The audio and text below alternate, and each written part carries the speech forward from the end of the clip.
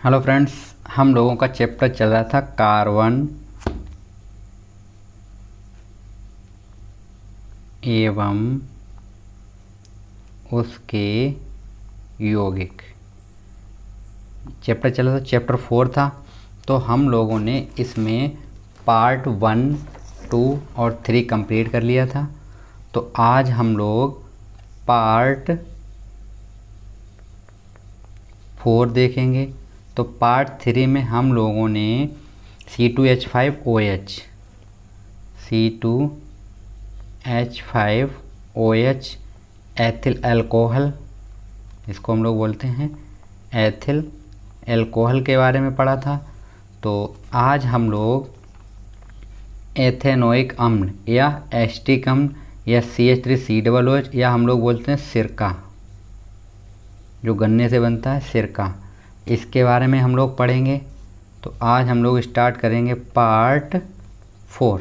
तो दोस्तों हम लोग स्टार्ट करें उससे पहले अगर आप चैनल पे पहली बार आए हैं तो चैनल को सब्सक्राइब कर दें और बेल आइकन को प्रेस कर दें। तो चलिए हम लोग देखते हैं एथेनोइक अम्ल। तो इसका IUPAC जैसे एस्टिक अम्ल होता है, पहले हम इसको देख लेते हैं। एस्टिक अम्ल इसको हम लोग बोलते हैं। और इसका अगर IUPAC अगर हम लोग नाम देखें तो IUPAC नाम इसका होता है एथेनोइक अम्ल। ये इसका क्या नाम होता है? IUPAC नाम होता है। ठीक है, तो अगर आपसे कोई पूछे एस्टिक अम्ल या सिरके का IUPAC नाम क्या है तो एथेनोइक अम्ल। और इसका IUPAC नाम आप लोग लर्न कर लें, क्योंकि ये एग्ज़ाम में बहुत बार पूछा गया है यूपी बोर्ड में और बहुत बोर्डों में पूछा है। तो ये हर बार रिपीट होता है, क्लास 10th में यही सबसे ज़्यादा बार पूछा जाता है। तो इसको आप लोग अच्छे से स्टडी कर लें। तो हम लोग चलते हैं एथेनोइक अम्ल पर। एथेनोइक अम्ल CH3COOH होता है। तो क्या होता है? यह खट्टे स्वाद, सिरके की गंध व निम्न गलनांक, इसका गलनांक कितना 290 केल्विन वाला द्रव है। सिरका एक अम्ल होता है और अम्ल हमने बताया था कि अम्ल स्वाद में कैसे होते हैं? खट्टे होते हैं। और सिरका एक दुर्लभ अम्ल है। क्या अम्ल है? दुर्लभ। सिरके को जब हम लोग विद्युत अपघट्ट कराते हैं, CH3COOH से विद्युत अपघट्ट कराते हैं तो ये टूटता है CH3COO- और प्लस H आयन में टूटता है ये। ठीक है, ये हाइड्रोजन आयन देता है हमको। तो जिसका जल में 3 से 4% विलयन सिरका कहलाता है। क्या कहलाता है? सिरका कहलाता है। इसको आप लोग अंडरलाइन कर ले लें। 3 से 4% विलयन क्या कहलाता है? सिरका कहलाता है। जो अचार के परिरक्षक के रूप में प्रयुक्त किया, जो हम लोग घरों में अचार रखते हैं उसमें इसको यूज किया जाता है। शीत जलवायु में शुद्ध एथेनोइक अम्ल जमकर रंगहीन बर्फनुमा ठोस बनता है। कैसा बनता है? रंगहीन बर्फनुमा ठोस बनता है। जो इसको आप लोग अंडरलाइन कर लें, क्या है? Glacial asterisk. अगर कोई आपसे पूछे ग्लेशियल एस्टिक क्या है तो ग्लेशियल एस्टिक अम्ल क्या होता है? एस्टिक अम्ल ही होता है। कैसा होता है? ये ठंडा अम्ल होता है, बर्फनुमा जमा हुआ होता है। एथेनोइक अम्ल एक दुर्बल अम्ल है जो नीले लिटमस पत्र को क्या कर देता है? लाल कर देता है। तो अम्ल का ये गुण ही था कि लाल लिटमस पत्र को नीला करना। किसको? नीले लिटमस को लाल करना। ये था नीले से किस में चेंज करता है? ये लाल में। नीले से ये लाल में चेंज करता है। ओके, चलिए आगे से एथेनोइक अम्ल की अभिक्रियाएँ हम लोग देख लेते हैं। तो एथेनोइक अम्ल की अभिक्रियाएँ इंपॉर्टेंट हैं, चलिए हम लोग देखते हैं। तो नंबर 1 है मेरे पास पहली एस्टरीकरण। इसको आप लोग मोस्ट इम्पोर्टेंट लगाएं, एस्टरीकरण। तो एस्टरीकरण मोस्ट इम्पोर्टेंट है। क्या होती है? देखो, एस्टरीकरण अभिक्रिया एथेनोइक अम्ल सांद्र H2SO4 या सल्फ्यूरिक अम्ल बोले हम लोग, सल्फ्यूरिक अम्ल की उपस्थिति में एल्कोहलों के साथ अभिक्रिया कर मधुर गंध वाला एस्टर बनाता है। क्या बनाता है? मधुर गंध वाला एस्टर बनाता है। रिएक्शन देख लेते हैं हम लोग। CH3COOH इसको हम लोग बोलते हैं सिरका, या हम लोग क्या बोलते हैं? एस्टिक अम्ल। और C2H5OH ये होता है एथेनॉल या एथिल अल्कोहल। और सांद्र H2SO4 की उपस्थिति में हम लोग क्रिया करा रहे हैं तो एरोगैंग क्या बने? CH3COOH5। ठीक है, और प्लस H2 मतलब जल बाहर निकलेगा। तो इसका नाम क्या? एथिल एथेनोएट, या हम उसको बोलते हैं एस्टर, या हम लोग एथिल एथेनोएट बोलते हैं, या हम लोग एस्टर बोलते हैं। चलिए आगे से। एस्टर का उपयोग इत्र बनाने व आइसक्रीम, मिठाइयाँ व शीतल पेय प्रयुक्त कृत्रिम सुगंधों में बनाने में किया। इसका जो उपयोग होता है इस चीज़ का, वो जो हम लोग इत्र बनाते हैं ना, सेंट, आप लोग जानते हो सेंट जो है वो इसी चीज़ से बनाई जाती है। ठीक है, तो सेंट जो है वो इसी चीज़ से बनाई जाती है। चलिए आगे देखते हैं हम लोग। एक नोट पॉइंट है मेरे पास, ब्रैकेट में जितने भी होते हैं ये नोट पॉइंट है मेरे। तो देखते हैं एस्टर का जल अपघटन। अगर हम एस्टर का क्या करते हैं, जल अपघटन करते हैं, तो एस्टर को सोडियम हाइड्रॉक्साइड विलयन के साथ गर्म करने पर एस्टर का जल अपघटन होकर जनक एल्कोहल व कार्बोक्सिलिक अम्ल का सोडियम लवण प्राप्त होता है। तो अगर हम इसको जल के साथ दोबारा से गर्म कर दें तो हमको सोडियम मिल जाएगा। क्या मिलेगा, देखो हमको CH3COO ये क्या था, एथिल एथेनॉइड था। हमने इसको जब गर्म किया तो क्या मिला हमको, C2H5OH मिल गया, मतलब एथिल अल्कोहल मिला। और CH3COON क्या मिल गया, सोडियम लवण मिल गया। बनने वाला कार्बोक्सिलिक अम्ल का सोडियम लवण क्या कहलाता है, साबुन कहलाता है। ये किसका फार्मूला होता है, साबुन का फार्मूला होता है। ओके दोस्तों, तो CH3COON किसका फार्मूला है, साबुन का फार्मूला होता है, तथा यह अभिक्रिया साबुनीकरण कहलाते। तो अगर आप लोगों से कहीं भी साबुनीकरण पूछा जाए तो आप लोग ये डेफिनेशन लिख दें वहाँ पे। ओके, चलिए आगे देखते हैं हम लोग। तो हमारे पास क्या बना था यहाँ पे, देखते हैं। तो ये मेरे पास यहाँ पे बन गया था। तो हमने CH3COOH की हमने किससे क्रिया करा दी, NaOH से क्रिया कराई हम लोगों ने। तो जब NaOH से हम लोग क्रिया कराएंगे तो क्या, तो CH3COONA बनेगा प्लस H2O बाहर निकलेगा, मतलब हमको क्या बनेगा, सोडियम एथेनॉइड बना। क्या बना, सोडियम एथेनॉइड। चलिए अगली रिएक्शन हम देखते हैं, रिएक्शन टू है कार्बोनेटो तथा हाइड्रोजन कार्बोनेटो के साथ अपक्रिया। हम क्रिया किससे कर रहे हैं, कार्बोनेटो तथा हाइड्रोजन कार्बोनेटो के साथ अपक्रिया करा रहे हैं। तो देखते हैं एथेनोइक अम्ल सोडियम कार्बोनेट व सोडियम हाइड्रोजन कार्बोनेट के साथ अपक्रिया कर कार्बन डाइऑक्साइड गैस बनाता है। क्या बनाता है, ये कार्बन डाइऑक्साइड गैस बनाता है। तो हम देखते हैं हमने क्या लिया, 2CH3CO, मतलब एस्टिक अम्ल के कितने अणु लिए, 2 प्लस Na2CO3 मतलब सोडियम कार्बोनेट ले लिया हमने। एरो के आगे क्या बनेगा, देखो 2 अणु बनेंगे किसके, CH3COONA के। इसको हम लोग बोलते हैं सोडियम एथेनॉइड, या हम लोग बोल सकते हैं सोडियम एसीटेट। क्या बोल सकते हैं हम लोग, सोडियम एसीटेट भी हम लोग इसको बोल सकते हैं। और प्लस क्या निकलेगा, कार्बन डाइऑक्साइड गैस निकलेगी और प्लस जल निकलेगा। ओके, चलिए नेक्स्ट इसी में देख लेते हैं रिएक्शन। एक दूसरी है मेरे पास, अगर हम एस्टिक अम्ल को NaHCO3 सोडियम हाइड्रोजन कार्बोनेट या सोडियम बाई कार्बोनेट, इसको हम लोग दो तरीके बोल सकते हैं, या तो हम बोल सकते हैं सोडियम बाई कार्बोनेट बोल सकते हैं हम लोग, ठीक है, या हम लोग बोलते हैं सोडियम हाइड्रोजन कार्बोनेट। तो जब हम इसके साथ इसको हम गर्म करते हैं तो क्या मतलब CH3COONA बनता है, प्लस कार्बन डाइऑक्साइड गैस निकलती है, और क्या निकलता है, जल निकलता है। तो इसका तो आपको नाम पता ही है, सोडियम एथेनॉइड होता है। चलिए हम लोग आगे देखते हैं।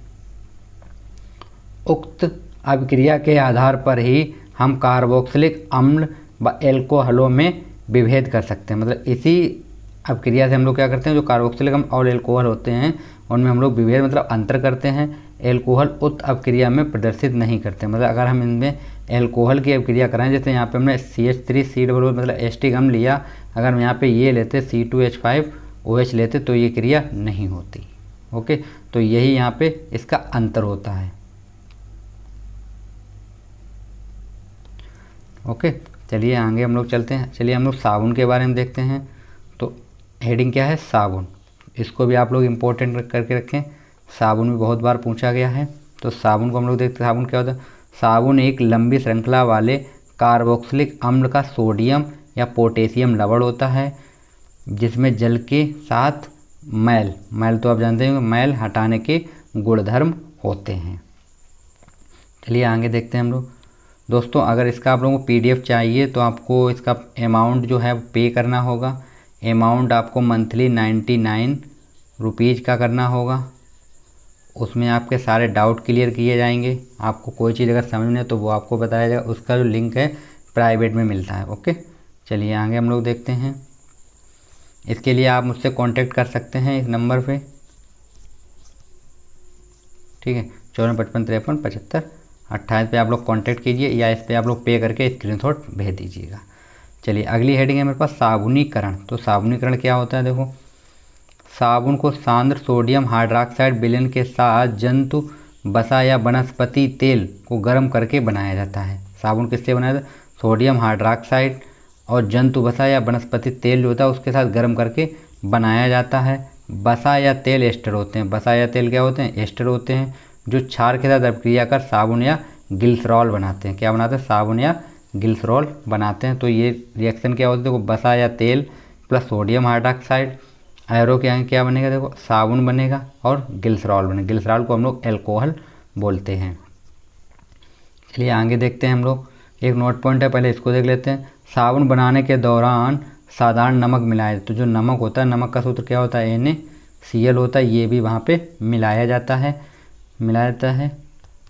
जो जलीय विलयन से साबुन का संपूर्ण अवक्षेपण कर देता है। क्या कर देता है, संपूर्ण अवक्षेपण कर देता है। चूँकि साबुन एक प्रबल क्षारक तथा दुर्लभ अम्ल का लवण होता है, ये प्रबल क्षारक और दुर्लभ अम्ल का क्या होता है, लवण होता है, इसलिए जल में साबुन का विलयन क्षारीय प्रकृति का होता है और लाल लिटमस को कैसा कर देता है, ये नीला करता है। कैसा करता है, लाल लिटमस पत्र को कैसा कर देता है, ये नीला करता है। चलिए आगे देखते हैं हम लोग साबुन अणु की संरचना। हम साबुन अणु की संरचना देख लेते हैं क्या होता है। देखो ये होता है साबुन अणु 2 भागों का बना होता है। कितने भागों का बना होता है, 2 भागों का बना होता है। नंबर 1 होता है लंबा हाइड्रोकार्बन भाग जो जल विरोधी सिरा होता है किंतु तेल व ग्रीस जैसा हाइड्रोकार्बन में विलय होता है। क्या होता है, ये विलय होता है। ठीक है, तो मैं आप लोगों को साबुन का फिगर दिखा देता हूँ। साबुन किस तरीके का होता है, साबुन इस तरीके से होता है। ठीक है, तो इसके जो बाहर जो होते हैं ये चीज़ यहाँ पे लगा होता है सोडियम Na या K लगा होता है, पोटेशियम लगा होता है। तो इसमें क्या, ये साबुन का जल स्नेही सिरा होता है, जो लास्ट में होता है ये साबुन का जल स्नेही सिरा होता है। और ये क्या होता है, वसा खाने वाले रोग के अणु, ये रंग के जो अणु होते हैं यहाँ पे, ये कलर जो हमारा मैल टाइप का होता है वो होता है यहाँ पे। और ये मेरे पास होता है साबुन जल का सिरा, प्रतिकर्षी शिला होता है, इसे हम लोग बोलते हैं मिसेल। क्या बोलते हैं हम लोग इसको, मिसेल हम इसको बोलते हैं। ये साबुन की दूध में क्रिया करता है, साबुन की दूध में क्रिया करता है ये। तो ये साबुन का स्ट्रक्चर होता है। तो आप लोग इस फिगर को बना लें। और ये जो आपको नीले नीले दिखा रहे हैं यहाँ पे आप लोग लिख दें Na प्लस लिख दें या K प्लस लिखते हैं, 2 में से कुछ भी लिख दें। ठीक है, तो आप लोगों ने फिगर देख लिया होगा। चलिए एक फिगर और आपको दिखा देते हैं। ये होता है, ये इस तरीके से जो आते हैं छोटे छोटे, आप लोगों ने देखा इस तरीके से करके जो आ रहे हैं, इनको हम बोलते हैं जल विरोधी या हाइड्रोकार्बन पुंज। क्या बोलते हैं, पूंछ। इसकी ये मिसेल की संरचना होती है। तो ये आप लोग फिगर दोनों बना लें। चलिए अब हम लोग अपने टॉपिक पे पहुंचते हैं। तो हम लोगों ने देखा था हाइड्रोकार्बन भाग जो जल विरोधी सिरा होता है किंतु तेल व क्रीम जैसे हाइड्रोकार्बन में विलय होता है। ठीक, तो चलिए नंबर 2 देखते हैं हम लोग। नंबर 2 क्या है मेरे पास, COO Na+। अभी हमने बताया जो Na+ कहाँ पे होता है, लास्ट में ये होते हैं, वहाँ पे बनाने के बताया वही होते हैं। एक तो छोटा आयनिक भाग जो जल रागी सिरा होता है, जो जल रागी सिरा होता है किंतु तेल व ग्रीस में अविलय होता है। साबुन अणु की संरचना को टेड पोल संरचना कहा जाता है। जो हमने आपकी संरचना भी दिखाई थी उसको हम लोग क्या बोलते हैं, टेड पोल संरचना बोलते हैं। चलिए आगे हम देख लेते हैं आपको साबुन की निर्मलन अपक्रिया देख लेते हैं हम लोग। साबुन की निर्मलन अपक्रिया, तो जब साबुन को जल में विलय किया जाता है तो यह इमल्सन को हम लोग बोलते हैं कोलाइड। क्या बोलते हैं हम लोग, कोलाइड बनाता है, जिसमें साबुन के अणु परस्पर गुच्छे में एकत्र होते हैं। हमने अभी आपको दिखाया था ये होता है कुछ इस तरीके से, ये जुड़े होते हैं ऐसे इस टाइप के। यहाँ पे ये जो है सोडियम लगा होता है इस तरीके से। ठीक है, जुड़े होते हैं, एकत्र होकर क्या बनाते हैं, गोलाकार मिसेल बनाते हैं। हमने अभी आपको स्ट्रक्चर दिखाया था, क्या बनाते हैं, मिसेल बनाते हैं। साबुन मिसेल द्वारा प्रकाश को छितरा दिए जाने के कारण साबुन का विलयन गंदरा दिखाई देता है। जो साबुन का विलयन होता है वो कैसा गंदा टाइप का दिखाई देता है। इस विलयन में हाइड्रोकार्बन सिरे केंद्र की ओर निर्दिष्ट होते हैं और आयनिक सिरे बाहर की ओर। जो आयनिक सिरा क्या था, Na+ जो था वो किस साइड था, बाहर की तरफ था। क्योंकि सिरों पर ऋण आवेश एक दूसरे को प्रतिकर्षित करते हैं। ऋण और जो धन होते हैं एक दूसरे को प्रतिकर्षित करते हैं। गंदे कपड़ों को जब साबुन युक्त जल में डाला जाता है तो मिसेल में साबुन के अणु के हाइड्रोकार्बन सिरे कपड़े की सतह पर मौजूद तेल कणों से संलग्न होकर फंसाकर रोक देते हैं। जो क्या होते हैं, जो बाहर के सोडियम के जो आयन थे और जो माइनस के आयन थे, तो ये दोनों मिलके क्या करते हैं, जो मैल होता है उसको चारों तरफ से जकड़ लेते हैं और उसको फुलाते हैं, और फूलने के बाद वो जो अंदर होता है कपड़े के अंदर से बाहर निकल जाता है। ठीक है। जब गंदे कपड़ों को साबुन के विलयन में हिलाया जाता है तो रगड़ा या पीटा जाता है तो मिसेल द्वारा फंसाए हुए तेल के कण जल में बिखर जाते हैं और कपड़ों की गंदगी को जल में विलीन कर देते हैं। जो कपड़ों में गंदगी होती है वो किस में निकल जाती है, जल के साथ निकल जाती है। इस प्रकार कपड़ों की गंदगी जल में रह जाती है और कपड़े कैसे हो जाते हैं, साफ हो जाते हैं। ओके, चलिए हम आगे देखते हैं। एक नोट पॉइंट है, नोट पॉइंट दिखा देते हैं पहले आपको। ये साबुन को एथेनॉल में विलय किया जाए तो क्या मिसेल निर्माण होगा। मतलब अगर साबुन को अगर हम C2H5OH में विलय करें तो क्या मिसेल का निर्माण होगा, तो इसका उत्तर क्या होगा, नहीं। तो इसका उत्तर आप लोग क्या देना, नहीं, क्योंकि साबुन अणु का हाइड्रोकार्बन सिरा हाइड्रोकार्बन आकर्षी होने के कारण एथेनॉल में विलय नहीं होगा। तो ये एथिल अल्कोहल में विलय नहीं होता। साबुन जो है एथिल अल्कोहल में नहीं घुलता है। एथिल अल्कोहल शराब होती है, आप लोग शराब में देखिए साबुन नहीं घुलेगा, उसको आप लोग घोल के देख लीजिएगा, शराब में साबुन नहीं घुलता है। साबुन की सीमाएं क्या होती हैं, जब जल में कैल्शियम व मैग्नीशियम के लवण घुले होते हैं तो जल कठोर जल कहलाता है। क्या कहलाता है तब, कठोर जल कहलाता है। इसको हम लोग भारी जल भी बोलते हैं। इसका सूत्र जो होता है वो होता है D2O होता है, और जो हम लोग पीते हैं वो होता है H2O। साबुन को जब कठोर जल में प्रयुक्त किया जाता है तो वह कठोर जल में मौजूद कैल्शियम व मैग्नीशियम आयनों के साथ क्रिया कर वसा अम्लों के कैल्शियम व मैग्नीशियम लवण बनाता है, जो जल में अविलय होने के कारण अवक्षेप को लोग बोलते हैं फेनमल के रूप में, जैसे फेना टाइप का होता है ना, फेनमल के रूप में नीचे बैठ जाते हैं। इस प्रकार प्रबल जल में साबुन आसानी से झाग नहीं देता, जबकि मृदु जल में कैल्शियम व मैग्नीशियम के लवण नहीं होने से साबुन जो है कैसे आसानी, जो साबुन होता है ना, साबुन कठोर जल में कम झाग देता है और जो मृदुल जल होता है उसमें आसानी से ये झाग दे देता है। चलिए आगे देखते हैं हम लोग।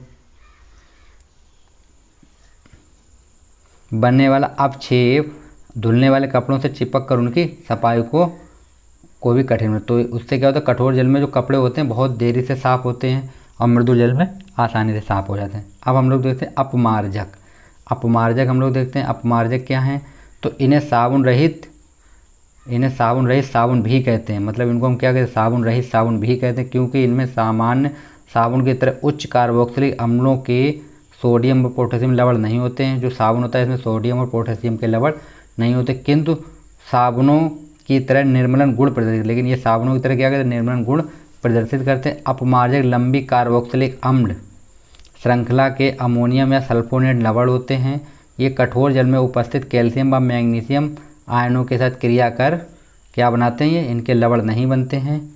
ठीक है, ये कैल्शियम जो है ना जल के साथ क्रिया करके क्या नहीं लवण नहीं बनाते हैं, अतः ये कठोर जल में भी आसानी से झाग देते हैं। तो जहाँ पे कठोर जल होता है वहाँ पे हम लोग अपमार्जक का यूज़ करते हैं। जो अपमार्जक होते हैं वो कठोर जल में भी आसानी से झाग उत्पन्न करते हैं। ये साबुनों से उत्तम व प्रबल निर्मल अभिकारक होते हैं। ये साबुन से अच्छे होते हैं, जो साबुन होता है उससे ये अच्छे होते हैं। ओके, एक नोट पॉइंट है मेरे पास, अपमार्जकों का उपयोग हर काम में नहीं बता सकते। जो अपमार्जक होते हैं, अपमार्जक का उपयोग कर हम यह नहीं बता सकते कि कोई जल कठोर है अथवा नहीं, क्योंकि अपमार्जक जो होता है कठोर जल में और मृदु जल दोनों में ये झाग बराबर देता है। क्योंकि अपमार्जक कठोर व मृदु दोनों जल के साथ झाग देता है। जल कठोर है अथवा नहीं, इसे जांचने के लिए हम साबुन का प्रयोग करेंगे। इसे जांचने के लिए हम किसका प्रयोग करेंगे, साबुन का यूज करेंगे। तो फ्रेंड्स चैप्टर 4 कंप्लीट हो गया है। फ्रेंड्स अगर इसका आपको PDF चाहिए तो आप लोगों को 99 रुपीज़ मंथली पे करना होगा।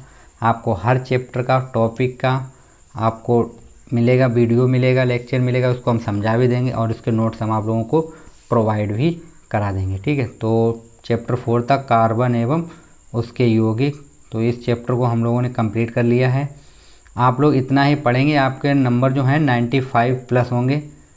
ठीक है, हमने ये नोट्स एक बुक से नहीं बनाए, हमने बहुत सी बुकों से मैच करके बनाए थे। तो चैप्टर कंप्लीट हो कार्बन एवं उसके यौगिक। ठीक है दोस्तों, थैंक यू फ्रेंड्स।